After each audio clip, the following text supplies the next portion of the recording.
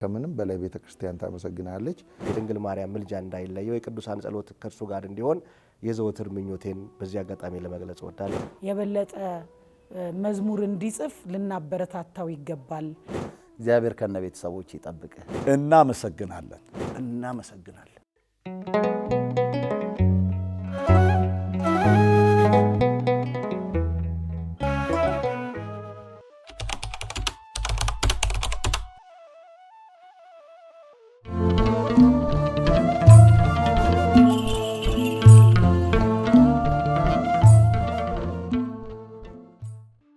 ስሜ ዲያቆን መኩሪያ ወክሳ ይባላል። ተወልጄ ያደግኩት መርካቶ ወይም ደግሞ ልዩ ስፍራ አብነት የሚባል አካባቢ ነው። ከዛ አብነት ወደ 12ኛ ክፍል አካባቢ ስጨርስ ቤተሰቦቼ ቤት ሰርተው ወደ አየር ጤና ሄጃለሁና ያደግኩት ሁለት ቦታ ነው ማለት ይቻላል። አብነትና አየር ጤና ሰፈር ልጅ ነኝ። ሁለቱ ሰፈር ልጅ ነኝ። ያው እንደማንኛውም ቤተክርስቲያን እንደሚወድ ሰው ቤተክርስቲያን ያደግኩኝ ማንበብና መጻፍ መወድ ልጅ ነኝ። ዲያቆን መኩሪያ ጉግሳ እንግዲህ በትውውቃችን ትንሽ ከ20 ዓመት በላይ አካባቢ አስቆጥረናል። በልጅነት ነው የምንተዋወቀው። እዚህ በመንፈሳዊ ስራው በሩቅ አውቀው ነበረ። ከዛ ወደ ሰፈራችን አካባቢ ነው ሜክሲኮ ነው እሱ አየር ጤና ኪዳነ ምሕረት ወደ ልደታ አካባቢ ስንመጣ በዛው ቤተክርስቲያን ተሳልመን በዛው አንዳንድ መዝናኛ ቦታዎች ላይ ስንሆን ከአይን ትውውቅ ባለፈ ከሰላምታም ባለፈ ዛሬ ድረስ የደረሰ ወዳጅነት፣ ጓደኝነት፣ ወንድምነት በእነዚህ ስራዎች መተሳሰር ጭምር ላይ ደርሰናል። የተዋወቅነው በአሜሪካን ሀገር በዋሽንግተን ዲሲ ውስጥ እሱ ቨርጂኒያ ነው የሚኖረውና ትልቅ የዝማሬ ዝግጅት ለእነ መሐሙድ አህመድ በዛ ወርቅ ያሉበት ዝግጅት ነበረ። አቡነ ገብርኤልም የነበሩበት ትልቅ ለልደታ የኢትዮጵያ ኦርቶዶክስ ቤተክርስቲያን ገቢ ማሰባሰቢያ ዝግጅት ላይ ትልቅ የዝማሬ ዝግጅት ነበርና እዛ ላይ ያው የኛ ጊዜ በጣም ገና ክርስትና በደንብ መሰበክ የጀመረበት ወይም ደግሞ ለውጥ የመንግስት ለውጥ የነበረበት አካባቢ ነው። እኔ 7ኛ ክፍል እያለሁ ነው የደርግ መንግስት የተቀየረው ማለት ነው።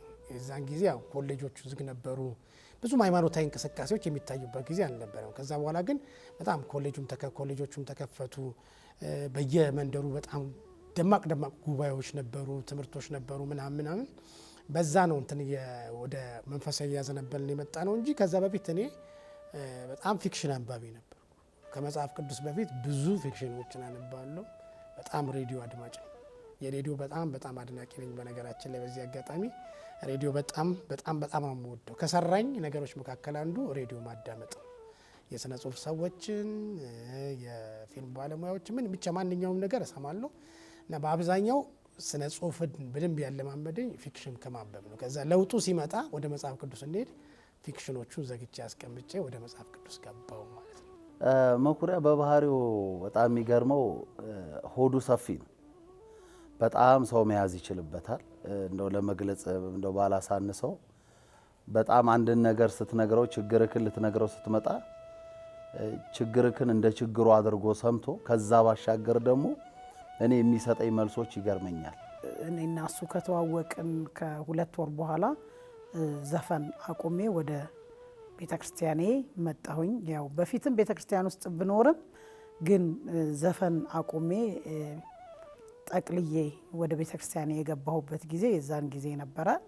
እሱም ደግሞ ስመጣ የተቀበለኝ በእውነት ወደ ቤተክርስቲያን ስመጣ ያገኘሁት ወንድሜ ነው ማለት እችላለሁኝ። ብዙ ሰው ምን ይጠይቀኛል፣ መጽሐፌ ላይ ጽፌዋለሁ። ብዙ ሰው ምን ይጠይቀኛል፣ የት ነው ስነ ጽሁፍ የተማርከው ምናምን ይሉኛል። እኔ ስነ ጽሁፍ ትምህርት ቤት አልሄድኩም። በግሌ ቤተክርስቲያን የስነ ጽሁፍ ትምህርት ቤት ናት ብዬ አምናለሁ። ግጥም ያለማመደችኝ ቤተክርስቲያን ናት።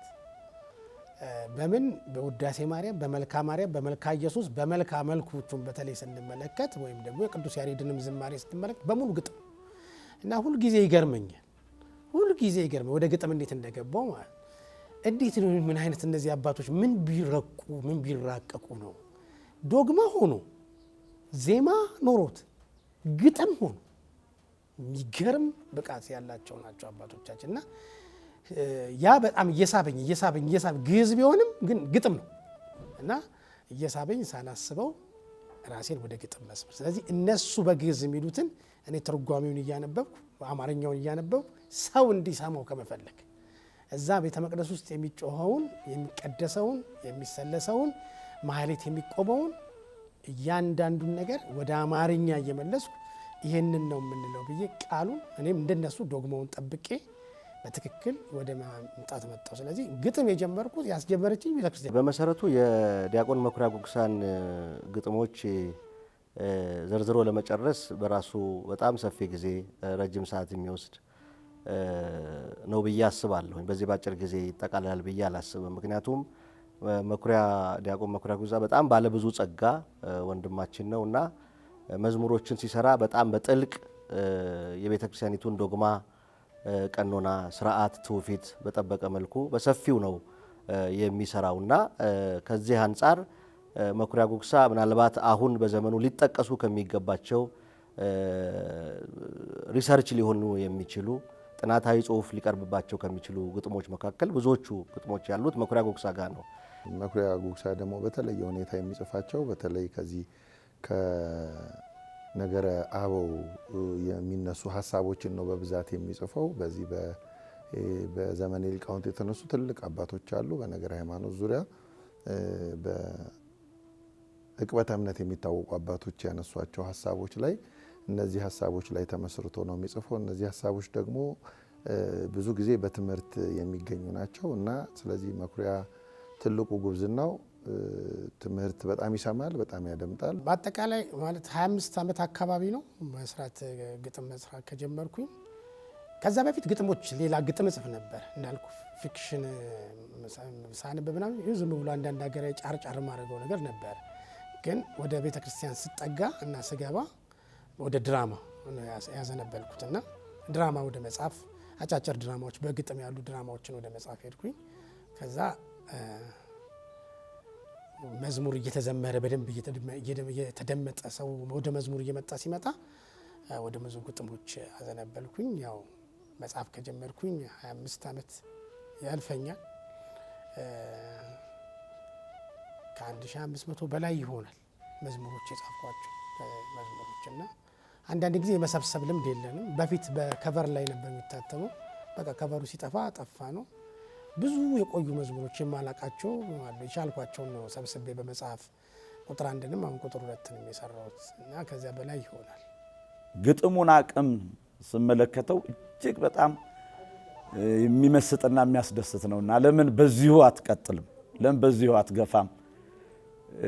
ለብዙዎቹ በዝማሬ ለብዙዎቹ የመዳን ምክንያት ትሆናለህ ብዬ ያን ጊዜ ገፋፍቼ ወደዚህ የመዝሙር ስራ እንዲገባና በመቀጠል ስምሽን ቢጠሩ የማትጠገቢ ጻድቃን የወረሱሽ የእግዚአብሔር ከተማ የምንዱባን ሰፈር የሞላብሽ ግርማ ቡራኬሽ ድረሰን ያለ ሰው ሁሉ ያው የሚወደውን የእመቤታችንን ዝማሬ በሁለተኛው ሰርቶ አምጥቶልኝ በቃ አንተ ከዚህ በኋላ የመዝሙር ግጥም እየሰራ ለብዙዎቹ የመዳን ምክንያት ትሆናለህ ብዬ ገፋፍቼ ወደ መዝሙር እንዲገባ አድርጌዋለሁ። ስምሽን ቢጠሩ የማትጠገቢ የመንገድ ስንቄ ነሽ የነፍሴ መጋቢ ምስጋናሽ ይብዛልኝ ወደ ቤቴ ስምሽን ቢጠሩ የማትጠገቢ የመንገድ ስንቄ ነሽ የነፍሴ መጋቢ ምስጋናሽ ይብዛልኝ ወደ ቤቴ። ብዙ ሰው እግዚአብሔርን እያመሰግንበት የእግዚአብሔርን የማመስገኛ ምክንያት ሆኗል እና የልብሱን ጫፍ ተነሱ ለምስጋና ሳይተክሏት የሚሉት በጣም እነዚህን መዝሙሮች በጣም ይታወቃሉ። የልብሱን ጫፍ ብነካው አዳኝ ጌታዬን ብጠጋው ቀጥ ይላል ደሜን አምናለው ፈዋሽም እርሱ ብቻ ነው። የልብሱን ጫፍ ብነካው አዳኝ ጌታዬን ብጠጋው ቀጥ ይላል ደሜን አምናለው ፈዋሽም እርሱ ብቻ ነው። በጣም ብዙ መዝሙሮች ነው መኩዲ ለኔ የሰራልኝ። የሰርጎቹ ላይ ያሉት መዝሙራቶች በብዛት የመኩሪያ ጉግሳ ግጥሞች ናቸው። የዝማሬዎቹ ላይ ቁጥር 5 ላይ ቁጥር 6 ላይ አሁን አበረታኝ ፍቅር የሚለው መዝሙር በራሱ ግሩም ድንቅ ነው። በጣም መወዳቸው በጣም ብዙ መዝሙሮች አሉና በብዛት የእኔ መዝሙሮች ያው መኩሪያ እየሰራቸው ነው ያሉት ማለት ነው።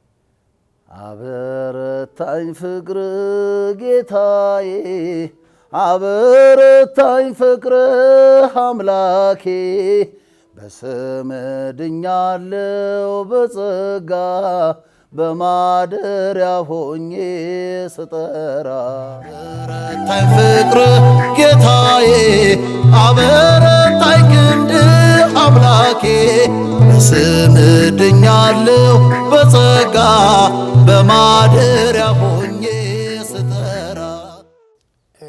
መዝሙሮቹን ከሰሯቸው ከ1 ዓመት ወይ ወደ 2 ዓመት አካባቢ በኋላ ነው መዝሙሮቹ የወጡት። ግን 2 መዝሙሮች አንድ ቀን ነው የጻፍኩት። ሸንኮራ ዮሐንስ ቤተክርስቲያን ለሱባኤ ሄጄ እዛ ቁጭ ብዬ ነበር 16 ቀን።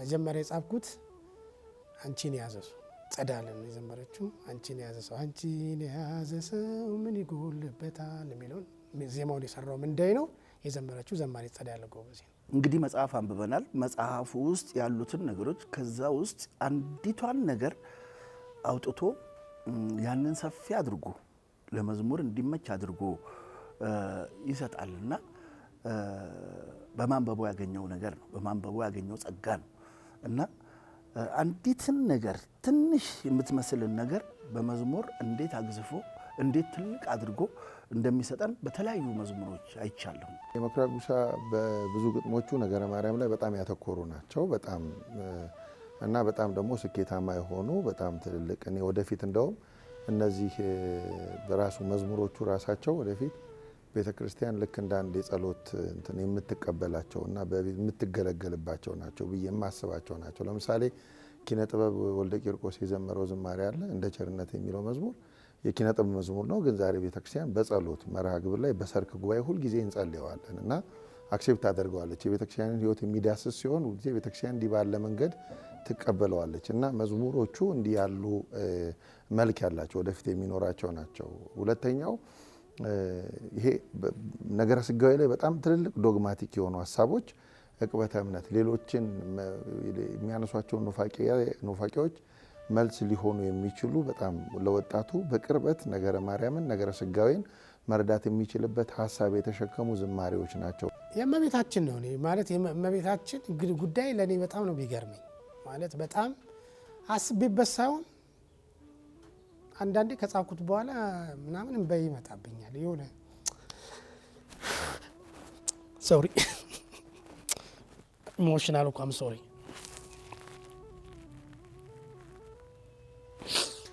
አም ሶሪ ማለት ይገርመኛልና እንዲህ እኔ ብዙም እንደዚህ የጸሎትም ሰው አይደለሁም የተጋውም ሰው አይደለሁም። ግን የእሷ ነገር ግን በጣም ይገርመኛል። በኃይል ነው የሚመጣልኝ በኃይል በከባድ ነው የሚመጣልኝ። እኔ ለኦርቶዶክስ አልጽፍም ሲጀመር ስለ እመቤታችን ስጽፍ ለሌሎች ነው የምጽፈው። ስለ የእመቤታችን ነገር ላልገባቸው ነው የምጽፈው። በጣም ተጠንቅቄ ነው የምጽፈው የእመቤታችን ነገር። አንደኛ ከክርስቶስ አንጥለው። እኔ በግሌ ብዙ ማሰሮ ሞልተሽ ተራራይ እንደሽ የሚል መዝሙር እኔ አልጽፍም። እንደውም ትዝ ይለኛል መምህር ብርሃኑ አድማስ አንድ ጊዜ የችጋር መዝሙር ስለማጽፍ አመሰግናለሁ ያለኝ ትዝ ይለኛል። በቃ እኛ ስለበላንና ስለጠጣን አይደለም እመቤታችን የምናመሰግነው እና በኃይል ነው የሚመጣልኝ እና በጣም ወዳችኋለሁ እመቤታችን ሁሉንም የቴዲ ድንግል በድንግልና ከማኅፀን ቅኔ ድንግል ፈጣሪዋን ይኩነኒ ማርያም ማርያም ብዬ ስምሽን ልጥራው በቃ ብዙ ነው ለቴዲ የጻፍኩት። አንቺን የያዘ ሰው አሁን ገና ሲጀምር እንኳን የተነሳው በሷ የሚገርመኝ ሲጀምር ገና የጻፍኩት 2 መዝሙር ሁለቱም የእመቤታችን ናቸው። ግን እየበሰልክ ስትሄድ በጣም ወደ ዶግማ እየተጠጋ ይሄዳልና በጣም ሌላ የምወደው ለምን እንዳይጻፍኩት ሁለት አወደሰኝ ኤፍሬም የሚልና በጣም እጅግ እጅግ እጅግ የምወደው ደግሞ አንቺ ብቻ ሀሳቡ በጣም ረቂቅ ማንም ብዙ ሰው አያውቀውም መዝሙር ግን በዚህ አጋጣሚ የሚሰማ ሰው በሙሉ አንቺ ብቻ ቤተልሔም የሚለውን የምንዳይ መዝሙር እንዲሰሙ ትጋብዛለሁ። ሀሳቡ ከቀራኒዮ ከቤተልሔም ከናዝሬቱ በስራት ከገሊላው በስራት ጀምሮ እስካረገበት ድረስ ክርስቶስ ጋር ያለች አንድ እሷ ብቻ። ሰዎች እየገቡ ወጥተዋል። ቤተልሔም የነበሩ ሰዎች ነበሩ፣ ቀራኒዮ የሉ። ቀራኒዮ ያሉ ሰዎች ነበሩ፣ ቤተልሔም የሉ። ግብጽ ስደት ላይ ነበሩ የሉም። በቃ እስከ መጨረሻው እስካረገበት ጊዜ ድረስ እመቤታችን አለች። እሱ በጣም ይገርመኛል። እዛ ጋር ደግሞ ሁሉ የሐዋርያት ሥራ ምዕራፍ 2 ላይ የሐዋርያቶቹን ስም ይጠራና በጣም መጽሐፍ ቅዱስ ላይ ያሰመርኩበት ቃል አለ። ሐዋርያቶቹን 12ቱን ይጠራል። ከዛ ከሌሎች ሴቶች ሁሉ ጋር ይልና ከኢየሱስም እናት ይላል። ሴቶች ውስጥ አልተዋት። አሁን አንዳንድ ደካሞች እሷ ሴት አይደለች ለምን መጽሐፍ ቅዱስ ከሴቶች ጋር አልጠቀለላትም? ለምን አልተዋት? አድርጎ የለ እንዴ?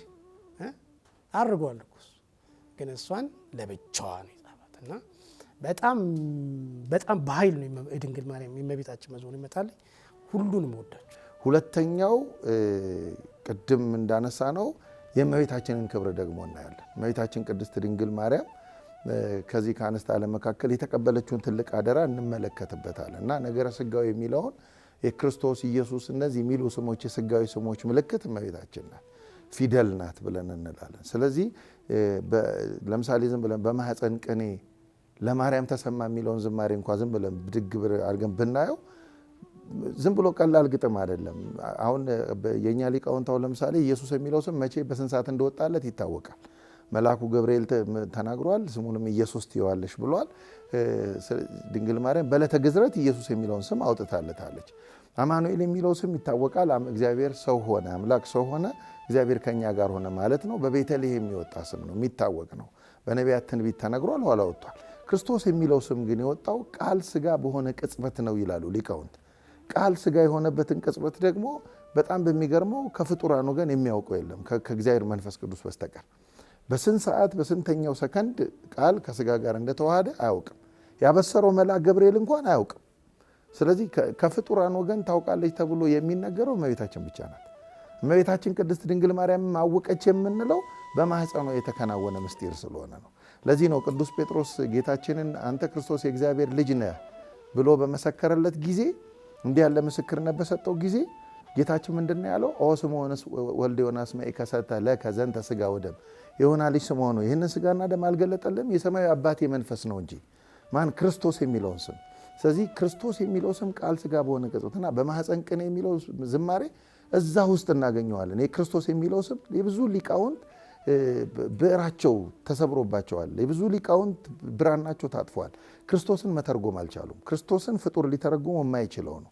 ስለዚህ በጣም ረቂቅ የሆነ አመክንዮ ሊፈታው የማይችል በእምነት የምንቆምበት ዝም ብለን ቆመን እጹብ ድንቅ የምንልበት ሀሳብ ስለሆነ በማህፀን ቅኔን ልክ እዛ ጋር እናየዋለን ማለት ነው እና ይህ እመቤታችን የቅድስት ድንግል ማርያምን ክብሯን አጉልቶ ማሳየት እንዲችል ይሄን እንመለከትበታለን። ለምሳሌ አንዱን የእመቤታችንን መዝሙር ብናነሳ ዲያቆን ቴዎድሮስ ዮሴፍ የዘመረው መዝሙር ይኩነኒ በከመ ትቤለኒ የሚለው መዝሙር እንግዲህ ይሄ የእመቤታችንን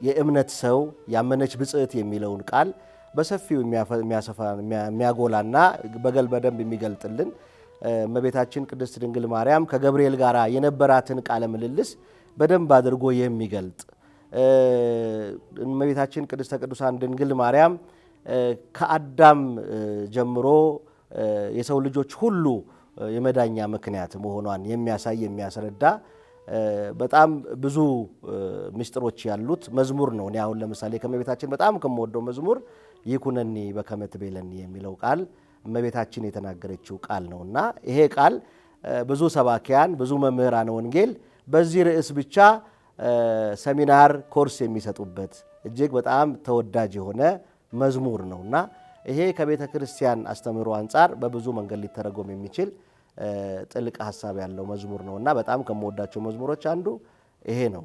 ሶስተኛው ቅድም እንዳልነው አሁን ባለው ይሄ ኔክስት ጄኔሬሽን የሃይማኖት ትምህርት ድርቀት በጣም እየገጠመው ይመጣል። በጣም እየገጠመው ዲጂታል ጄኔሬሽን ነው እንደምናየው። ሰው ፓርቲሲፔት አያደርግም። ይሄ ህዋሳት ሱታፌ ወደ ቤተ ክርስቲያን የመምጣት በተለይ በውጭ ዓለም ያለው በጣም ርቆ ነው ያለው። ስለዚህ ሰው አሁን የሴኩላሪዝም በጣም ያደገበት ዘመን ነው።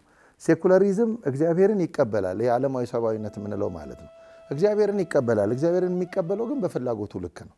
ለምሳሌ አንድ ሰው ከበላ ከጠጣ እግዚአብሔርን ባያመልከውም ችግር የለም። እንዲህ እየበላ እየጠጣ ግን እግዚአብሔርን መብላ ከጠጣ ከቸገረው ግን መብልና መጠጥ እግዚአብሔር ከሰጠው ደግሞ እግዚአብሔርን ቢያመልከው መልካም ነው አይነት ሐሳቤ በፍላጎቱ ልክና ቅርጽ እግዚአብሔርን የሚተረጉም ጄኔሬሽን ከፊታችን በጣም እየመጣ ነው። ይሄ ለኦርቶዶክሳዊ ትምህርት በጣም አደጋ ነው። ስለዚህ እንደዚህ አይነት ዝማሬዎች፣ እንደዚህ አይነት ብርቱ የሆነ ጉልበት ያላቸው ግጥሞች፣ ዶግማውን የጠበቁ ግጥሞች ይህኛው ጄኔሬሽን ለመዝሙር ግን ቅርብ ነው። ህዋሳቶቹ ለዜማ ስለሚገዙ እነዚህም በግጥም መልክ ወደ ጆሮ ሲያመጣ ቢያንስ ኦርቶዶክሳዊ ኢሜጁ እንዳይጠፋበት እርሱን እንደ አጥር መጠበቅ የሚችል ትልቅ ጉልበት ያለው ግጥም ነው መኩሪያ የሰራው እና ትላንትና የሰራው ትላንትና ነው፣ ግን ተሻግሮ የሚቀጥለውን ትውልድ ማዳን መዋጀት የሚችል ትልቅ አቅም ያለው ነው። ሶስተኛው የመኩሪያ ጉግሳ ዝማሬዎች ስንመለከት በጣም የሚያስደንቁኝ ምንድን ነው? ይህ ውስጥን የሚጠብቁ ናቸው። አሁን ለምሳሌ የፕሮቴስታንቱን ዓለም መልክ ጠባይ የለመዱ ግጥሞች እኛ ቤተክርስቲያን አካባቢ መጥተዋል። ይሄ ከሙላትና ከጉድለት ጋር የተያያዙ ከዕለት እንጀራ ጋር የተያያዙ እና ከውሃ መጠማትና መርካት ጋር የተያያዙ እንዲህ አይነት ሀሳቦች በቀላሉ ሰው ጋር ይደርሳሉ፣ በቀላሉ ይደመጣሉ። ግን ልክ እንደ ጠጅ ሳር አይነት ሽታ ናቸው፣ ብን ብለው የሚጠፉ ናቸው። የሚሻገሩ አይደሉም። ዘመን ተሻጋሪ ጉልበት ያላቸው አይደሉም። የሆነ አንድ ዘመን ረሃብ የሚባል ነገር ምንድን ነው የሚል ትውልድ እኮ ሊመጣ ይችላል። የምግብ ጥያቄ ኢትዮጵያ ውስጥ እኮ የሆነ ዘመን ላይ ሊያከትም ይችላል፣ በሌላው ዓለም እንዳከተመው ማለት ነው። እና ያ ዘመን ላይ መዝሙር ነው ብሎ ለመቀበል የሚያስቸግሩ ሀሳቦች አሉ። የመኩሪያ ጉግሳን ግን ግጥሞች ስንመለከታቸው የውስጥን ከመጠበቅ አንጻር በትክክል የስፒሪቹዋል ላይፍን በደንብ ከእግዚአብሔር ጋር የሚደረግ የጥልቅና አካላዊ ህብረትን መተርጎምና መልስ መስጠት የሚችሉ እነዛን አቅጣጫዎች ማሳየት የሚችሉ ትልልቅ ጉልበት ያላቸው ሀሳቦች የተነሱበት ዝማሬ ስለሆነ ቤተ ክርስቲያን አመስግና የምትቀበለው አቅም ያለው ስራ ነው። አንዲትን ነገር ትንሽ የምትመስልን ነገር በመዝሙር እንዴት አግዝፎ እንዴት ትልቅ አድርጎ እንደሚሰጠን በተለያዩ መዝሙሮች አይቻለሁ። በነ ቴዲ፣ በነ ዳግም፣ በነ አቦነሽ፣ በነ ፍቄ፣ በሁሉም በነቸርነት በሁሉም ዘማሪ ያለ አይቻለሁ። ድንግል ፈጣሪዋን ወለደችው እቺ ናት ቃሏ፣ ግን በመዝሙር ውስጥ እንዴት እንደተገለጸ ማሳያ ናት አንዷ ለኔ እሷ እና በሁሉም ላይ አሻራውን ሲያስቀምጥ መጽሐፉን ተንተርሶ ከመጽሐፉ እንዲህ ዝንፍ ሳይል በትክክል እንድንታነጽ ያደረገን ነውና አሁንም ክብር ይስጥልኝ ይላል። እኔ ድንግል ፈጣሪዋን ወለደችው በጣም ያስደንቀኛል። በጣም ነው ያስደንቀኝ። አንደኛ ሐሳቡ የቄርሎስ ነው። በዚህ በአራተኛው መቶ ክፍለ ዘመን የንስጥሮስን ክህደት ለመመለስ የተነሱ ሐሳቦች ናቸው። ይህ ቀደሙ አባቶቻችን በጣም ስፔሻሊ ከዚህ ከንስጥሮስ ማርያም ወላዲት አምላክ አትባልም የሚል አደገኛ ትምህርት ነው ይዞ የመጣው። ማርያም ወላዲት አምላክ አትባልም የሚለው ሐሳብ የሰው ልጆች መዳን ላይ በጣም ትልልቅ ጥያቄዎችን የሚያነሳ ነው። በጣም አደገኛ። ምክንያቱም ሰው የበደለው ሰው ነው፣ ካሳውን ሊከፍለው የሚገባው ሰው ነው። እዳውን ካልከፈለ ሰው የእግዚአብሔርን ፈታዬ በጽድቅነት ጥያቄ ምልክት ውስጥ የሚከት ነው። የሰውን መዳን ጥያቄ ምልክት ውስጥ የሚከት ነው። ስለዚህ ቤተክርስቲያን ማትደራደብበት ትምህርት አምላክ ሰው ሆነ፣ ሰው አምላክ ሆነ የሚለው ትምህርት ነው። ይሄ ትምህርት ስጋችን በዘባነ ኪሩብ የተቀመጠበት ትልቅ ትምህርት ነው። ትልቅ የመዳን መንገድ ነው። ስለዚህ አምላክ ሰው ሆነ የሚለውን ሀሳብ ስናነሳ ከፊታችን ድቅን የምትለው እመቤታችን ቅድስት ድንግል ማርያም ናት። ስለዚህ መልአኩ ወደ እመቤታችን ሲመጣ፣ ሀሳብ ይዞ ሲመጣ፣ ብስራቱን ይዞ ሲመጣ የድንግል ማርያም ይኩነኒ ማለት በተለይ ሁለተኛ አንዱ ራሱ ይኩነኒ፣ እነዚህ ይሄ ድንግል ፈጣሪዋን ወለደችው፣ እነዚህ ዝማሬዎች በጣም ነው የሚያስደንቁኝ። ምክንያቱም የሰው ልጆችን የመዳን ፍላጎት 5500 ዘመን መቃተት ምላሽ ይዘው የመጡ ናቸው እና እመቤታችንን በትልቁ ማሳየት የቻሉ ዝማሬዎች ናቸው እና ንስጥሮስ ያንን ሀሳብ ሲያመጣ የቅዱስ ቄርሎስ የኢንካርኔሽን የብረትና የእሳት ተዋህዶን ምሳሌ በማድረግ በቃ ትልቁ ምሳሌ የነገረ ተዋህዶ እሱ ነው። ሰው ሊደርስበት አመክንዮ ብለን የምንገልጠው ከሱ በላይ ልንሄድ አንችልም እና እዚያ ጋር የምንቆምበት ነው እና ድንግል ፈጣሪዋን ወለደችው በመጠቅለያም ጠቀለየችው በጣም የሚደንቅ መዝሙር ነው። በተለይ አሜሪካ ከሄድኩ በኋላ ያስተዋልኩት ነገር አሜሪካን ሀገር የአንድ ዓመት ልጅህ ወተት ስትሰጠው ቴንኪው ይላል። ቴንክ ዩ በቃ አሜሪካ ነገር ትልቁ ቀለብ ማለት ትልቁ ነገር ማለት ታንክ ዩ ነው። ታንክ ዩ ካላልክ እንደ ነውር ነው ገብቷል። እና ሰርተህ ጽፈህ ደክመህ በነጻ በነጻ ያለ ምንም ክፍያ ብዙዎቹ መጠየቅ ትችላለህ። በተለይ እዚህ ሀገር እያለው እንኳን አንዳንድ ቀን የታክሲ 50 ብር ምናምን 60 ብር የሰጡን ሰዎች ነበሩ። 100 ብር ምናምን የሰጡን አይጠፉም። ግን እኔ በተለይ የአሜሪካ ከሄድኩ በኋላ አሁንም በመቶዎች የሚቆጠሩ መዝሙሮች ጽፌያለሁ። አሁን በቅርቡ የወጣው የምንዳይ ሙሉን የጻፍኩት እኔ ነኝ። መጨረሻው ሙሉ የኔ ስራዎች ናቸው። የቴዲም አሁን ከ8 9 መዝሙሮች በላይ የኔ ናቸው አሁን ያወጣው። እኔ ክፍያ ተቀብዬ አላውቅም። ግን ታንኪው በጣም ፈተና እንትን ያለብኝ ሰው ታንኪው አይልም። እንደገና ታሪክህን አይጽፍ። ዩቲዩብ ላይ ስታየው መዝሙርህ አለ ዩቲዩብ ላይ ዘማሪውም ሊጠቀም ይችላል፣ ዩቲዩበሩም ሊጠቀም ይችላል። ስምህ አይጠቀም እና በጣም ፈታኝ ይገርም እንዲህ ሰው ቴንኪው አይልም የሚለው ነገር ሁሌ ይገርመኛል። በቃ ፈተና ብዬ ብለው ማለት ደስ አይለኝም ካልኩ አሁን ግን ትንሽ ሰዎች እየተቀየሩ መዝሙር ቻናሎችም ደራሲው ማን ነው እያሉ እየጠየቁ ማስቀመጥ ጀምረዋል። እና ያ ትክክል አይደለም። ወደፊትም የሚሰሩ ሰዎች ዘማሪም ሆነ የዩቲዩብ ቻናሎች ደራሲው ማለት እኮ ዋናው ማለት ነው አይደል? የራሴን ስራ ከፍ ለማድረግ አይደለም። አንድ ሰው የመጀመሪያ ነገሩ የሚጀምረው ብዕሩና ወረቀቱ ከዛ ነው። ፈራው ብዬ ስጽፍ እኔ መጀመሪያ ፈራው ብዬ ጻፍኩት እኔ ነኝ። ስለዚህ ስሜን ሳትጽፍ ስትጥለው ታንኪው ሳትል ስትቀር ልክ አይደለም። ስለዚህ ቻሌንጅ የምለው ነገር በመዝሙር ውስጥ ያ ነው። ከዛ በተረፈ በገንዘብ ተደራድሬ ጽፌ ስለማላቅ ገንዘብ ከተከፈለኝም መጻፍ ስለማልችል ብዙም ለገንዘብ ተጨነቄ አላቅም። ግን አሁን ወደ ራሴ ቻናል ደግሞ አምጥቼ እኔም ደግሞ እንደ አንድ ደራሲም እንደ አንድ መዝሙር ውስጥ እንዳለም ሰው በራሴ በዜማ ሰማያት ውስጥ ያው ፈራውን እንዳያችሁት በራሴ ጀምር ያለው ሌሎቹም ስራዎች እዛ ላይ ተለጥፏል። ወደፊትም ይቀጥላልና ብዙ ቻሌንጅ የለውም። ቻሌንጁ የሚሰጠው ሰው ቴንኪው አይልም፣ አመሰግናለሁ ይባላል። ቢያንስ ዲያቆን መኩሪያ ጉግሳ እንግዲህ ከኔ በፊትም እንግዲህ በቤተ ክርስቲያን ውስጥ ለ25 ዓመት ከ1500 መዝሙራት በላይ የደረሰ ባለጸጋ ልጅ ነውና በእውነት እኛን ደግሞ እኔ በደንብ ማስተላለፍ የምፈልገው አርቲስት የነበርን ሰዎች በዛ ወርቅን ጨምሮ ቤተ ክርስቲያናችን ላይ እንዴት አድርገን ማገልገል እንዳለብን እንዴት መጽናት እንዳለብን ከአጠገባችን ሆኖ መዝሙር እየጻፈ እንድናገለግል በቤተ ክርስቲያን ውስጥ ያሉትን ነገሮች ተቀብሎ በእውነት ከጎናችን እየቆመ ያለ ወንድማችን ነው። ከኪነ ጥበብ ዓለም የሚመጡ ሰዎች አሉ። እኛ ጋር ብዙ ጋር ዌልከሚንግ የለም። እንኳን ደህና መጣክ የሚል የሚያበቃ የሚያረጋጋ ከዛኛው ዜማ አውጥቶ ወደ ቤተ ክርስቲያን ዜማ የሚያስጠጋ ከአባቶች ጋር የሚያነካካ ጉሮሯቸውን ከሙዚቃ ውስጥ አውጥቶ ወደ ዝማሬ መንፈስ የሚያስጠጋጋ ዌልካም የሚል ምንም ስልጠናም የለም፣ ምንም የለም። ትችቱ ነው የሚበዛው። እነዚህ ዘፋኞች የሚል ትችት ነው እንጂ የሚበዛው ዌልካሚንግ የለም። በሌላው ዓለም አንድ ዘፋኝ መጣ ቢባል በቃ እንደ ትልቅ ነገር ነው ገበያ የሚሰሩበት። ስለዚህ እኔ ያንን ክፍተት ለመሙላት እንደ ቤተ ክርስቲያን ልጅ ስለዚህ ማንም ሰው ሲመጣ አቀበል ለማሙድ አህመድ ሰርቻለሁ 4 መዝሙሮች 5 መዝሙሮች የተቀረጸ እጄ ላይ ያለ ለቤተ ክርስቲያን ማሰራል። ለበዛው ወርቅ አስፋው ይቅርታን ሙዚቃ ከማቆሙ በፊት ነው የሰራሁት። ዓለም ከበደ ሰርቻለሁ። ማናት ማርታ አሻጋሪ ሰርቻለሁ።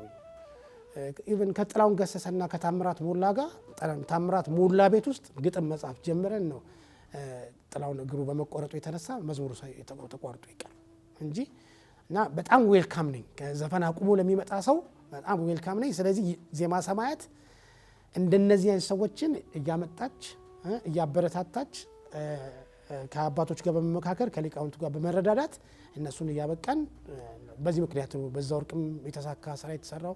የአቦነሽም እንደዚህ የተሰራው ስራ አሁን የበዛ ወርቅ ከ1 ወደ 11 አድጎ እዚሁ ዜማ ሰማያት ላይ በቅርብ ታገኙታላችሁ ብዬ አስባለሁ። ሌላ ምንም እንትን የለውም። ብዙውን ጊዜ ምእመናን የሚያውቁት ሰው መድረክ ላይ ወጥቶ ሲዘምር ነው። ሰው መድረክ ላይ ወጥቶ ሲያመሰግን ነው። ከዝማሬው ጀርባ ያሉ ግን ለዚህ ዝማሬ ትልልቅ አስተዋጽኦ ያደረጉ በጣም በርካታ ወንድሞች አሉ። በርካታ ጸጋ የበዛላቸው ወንድሞች አሉ። አሁን ብዙን ጊዜ እኛ ዘማሪያንን ነው ሰው ስንዘምር ክብርም አድናቆትም የሚሰጠው ማለት ነው። ግን ትልቁን ዋጋ የሚከፍሉት መዝሙር ሆኖ በህዝብ ጆሮ እንዲደርስ የሚያደርጉት ግን የዜማ ባለሙያ፣ የግጥም ባለሙያና በቤተ ክርስቲያናችን ደግሞ የዜማ ዕቃ በሚባሉ በክራር በመሰንቆ ይሄ ሁሉ አንድ ዝማሬ ሆኖ እንዲወጣ የነዚህ ሁሉ አንድነትና የነዚህ ሁሉ ህብረት ነው እና ከነዛ መካከል ብዙውን ጊዜ እንግዲህ ያው የወንድማችን የዲያቆን መኩሪያ ጉግሳ ዝማሬዎች ሰው የሚወዳቸው ናቸው። ብዙ ህዝብ ተምሮባቸዋል፣ ያዘነ ተጽናንቶባቸዋል፣ ያላወቀ አውቆባቸዋል። በጣም ለቃሚ ነኝ፣ አንድ ቃል አልስት እና እነሱ የሚናገሩት ነገር በሙሉ ነው ወደ መዝሙር ማድረግ ገብቷል። ለምሳሌ አንድ ሁለት ነገር ብነግር ዓለም አንጋጦ የሚያየውን ሰማይ አየችው ድንግል በቅፏ ላይ አናንጋጥጥም ለልመና ልጇ በክንዷ ላይ ነውና ሲል የሚለው ጳውሎስ መልካ ሥላሴና ተስፋዬ ሲያስተምሩ ሰምቼ በቅድሞ አባ ገብረ ኪዳን ከጠፋንበት ዛፍ ስር ሔዋን እንደነበረች ከዳንበት መስቀል ስር ማርያም አለች ሲሉ ሰማሁ ሲያስተምሩ። ከጠፋንበት ዛፍ ስር ሔዋን እንደነበረች ከዳንበት መስቀል ስር ማርያምም ቆማለች። በቀደመችው እናት ብንሞትም በበለስ ዳንን በማርያም ልጅ ቅዱስ ደሙ ሲፈስ የሚል ምርጥ መዝሙር ሁለት ፍሬ ነው የሚለው እሱ እና ሊቃውንቱ ናቸው ለኔ መጋቢዎች። ከተገናኘን አንላቀቅም። የኔ አስተማሪዎች እምላቸዋለሁ በደንብ ወንጌልም በደንብ ከተረጓሚው ጋር የሚያስተምሩኝና በዚህ አጋጣሚ እነሱ ማመስገን እፈልጋለሁ። መምህር ጳውሎስ መልካ ሥላሴ፣ መምህር ተስፋዬ ሙሲሳን፣ መምህር ገብረ ሚካኤል የማነን፣ መምህር ጥላውን አበበን፣ መምህር ደረጀ ስዩምን በጣም ላመሰግናቸው። በእኔ ስነ ጽሁፍ ውስጥ በእኔ መጠንቀቅ ውስጥ በጣም የረዱኝ ወንድሞቼ ናቸው። በትምህርት በወንጌል አልደራደርም። ከያዝኩኝ ያለቃችሁ እስኪነጋ ድረስ ከነሱ ጋር ለመማር ዝግጁ ነኝና እነሱን የመሳሰሉ አባቶች ረድተውኛል። በዚህ ምክንያት በዚህ አጋጣሚ ላመሰግናቸው እወዳለሁ። እጅግ አድርጌ ያመሰግናለሁ። አሁንም እንደገና እንደ አዲስ ደግሞ በተሻለ ነገር ይኸው እንዲመጥቷልና እንደው በዚሁ ቢቀጥልበት አሁን ያለውንም ነገር ያገልግሎቱንም ነገር ቢያሰፋ በጣም ደስ የሚለኝ ነገር ነውና በዚህ መጽሐፍ መገለጡ በራሱ በጣም ደስ ብሎኛል። እግዚአብሔር ጸጋውን ያብዛል። መኩዬ በጣም እንደምወድ እንደማከብር ታውቃለህ። እግዚአብሔር ከነ ቤተሰቦች ይጠብቅህ የሚል መልእክት ነው ያለኝ። በዓለማዊ ቋንቋ ዲያቆን መኩሪያ ጉግሳ ያልተዘመረላቸው ከሚባሉ ሰዎች አንዱ፣ ብዙ ያልተነገረለት ከዘማሪያን ጀርባ ያለ ብርቱ ምሰሶ፣ በጣም ከብዙ ዘማሪያን ጀርባ ከአዲሶቹ እስከ ነባሮቹ እንግዲህ ንጥቀስ ቢባል ከዘማሪት ፋንቱ ወልዴ ከነ ቀሲስ ምንዳዬ ብርሃኑ ጀምሮ ሊቀ መዘምራን ቴዎድሮስ ዮሴፍን ይዞ አሁን እስካሉት ዘማሪያን ድረስ አሁን ስማቸው ከሚጠራ መዘማሪያን ጀምሮ ድረስ በጣም ብዙ መዝሙሮችን የሰራ ግን ደግሞ ያን ያክል ምስጋና ያልተቸረው ዘማሪያኑም በህብረት ተሰብስበው ሊያመሰግኑት የሚገባ ቤተ ክርስቲያንም ልታከብረው የሚገባ ጸጋውን እንዲጠብቅ ልትጸልይለት የሚገባ በጣም ተወዳጅ ወንድም ነው። ቤተ ክርስቲያንን ይወዳል፣ ሀገሩን ይወዳል።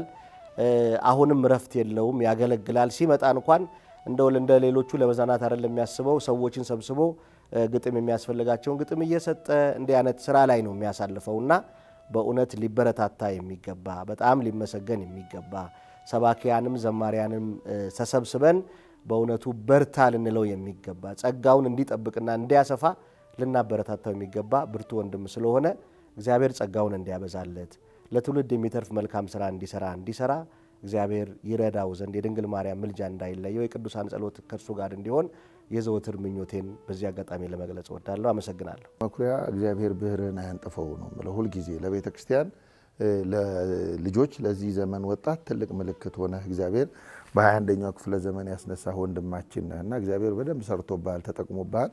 ወደፊትም እንደሚሰራብህ አምናለሁ። የቤተ ክርስቲያን አምላክ የብዙ አባቶች ጸሎት እንደሚጠብቅ አምናለሁና መኩሪያ ጉግሳን ከልቤ ብዙ ትውልድ በአንተ ዝማሬ ኦርቶዶክሳዊነቱን ጠብቆ አይከኑን ጠብቆ መኖር እንዲችል ትልቅ እድል ፈጥረሃልና እግዚአብሔር በአንተ በኩል እጅ አድርጎ ሰርቶብሃልና ምስጋናዬ ከልብ ነው። ከምንም በላይ ቤተ ክርስቲያን ታመሰግናለች። ከልብ አመሰግናለሁ ልለው ወዳለሁ ወንድማችን መኩሪያ ጉግሳን።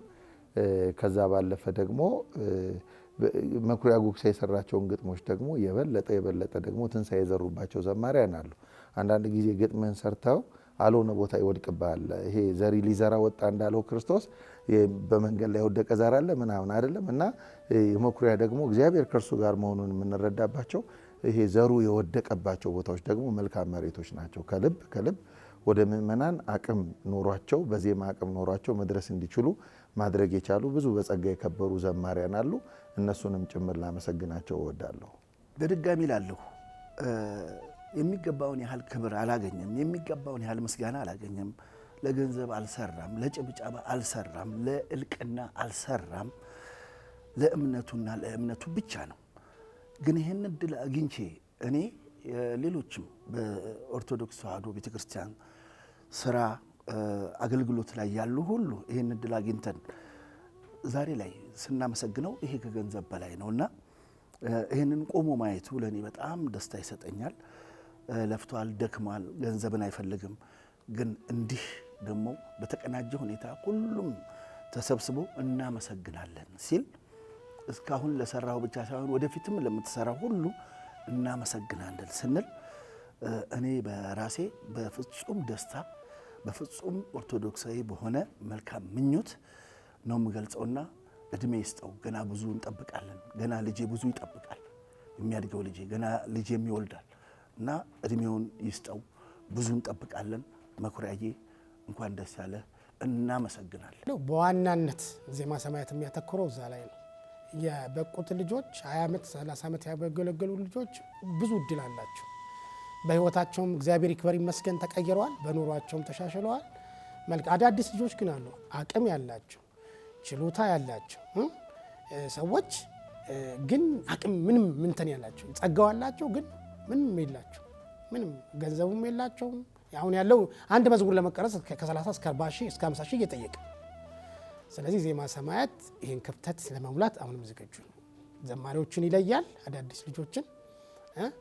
አዳዲስ ልጆችን ይለያል። ለእነዚህ ልጆች ግጥሙን ሰርቶ ዜማውን አዘጋጅቶ ቀረጻ ከፍሎ መሳሪያውን በሙሉ ከፍሎ ቪዲዮውን ከፍሎ ሙሉ ፕሮዳክሽኑን ሰርቶ ያመጣል። ግን ዋናው ባለጸጋዎቹን ሲገኙ ነው። እኔ አሁን በቴሌግራም በምኔ ያገኙኛል፣ በዛ ውስጥ እሰማለሁ ድምጻቸው፣ ብቃታቸው ጥሩ ነው ሳምን ለእነሱ ሙሉ ወጪ አቅም ካላቸው አላቸው፣ አቅም ከሌላቸው ግን ሙሉ ወጪያቸውን ዜማ ሰማያት ሸፍና በዛ መሰረት እንሰራለን። በጣም እጅግ በጣም በመላው ዓለም ነው ያለው።